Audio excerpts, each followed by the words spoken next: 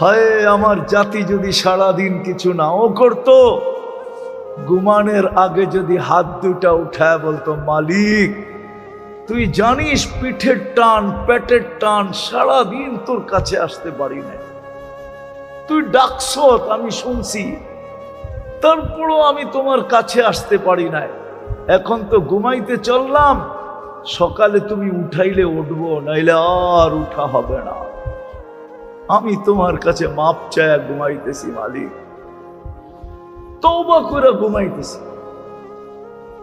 কসম, মুসলমান যদি এতটুক করত, নারী যদি করত, পুরুষ যদি করত, যুবক যদি করত, বৃদ্ধ যদি করত, ইস্তেগফারের বরকত আপনারা জানেন না যে ইস্তেগফার কত বরকত নিয়ে আসে। ওলামাদের থেকে জেনে নিয়েন ইস্তেগফারের বরকত কি। ইস্তেগফারের ভিতরে বরকত আছে, বরকত।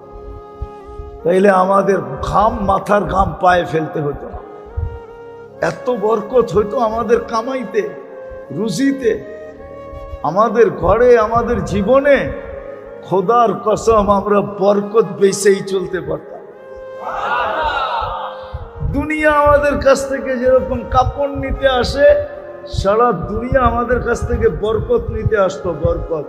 কমসে কম আমার জাতিরে যদি আমি বুঝাইতে পারতাম যে ঘুমের সময় তওবা করে ঘুমাও, করবেন তওবা, আজকে বানাবেন অভ্যাস, পড়বেন আলহামদুলিল্লাহ, হ্যাঁ না অকৃতজ্ঞ হয়ে উঠবেন?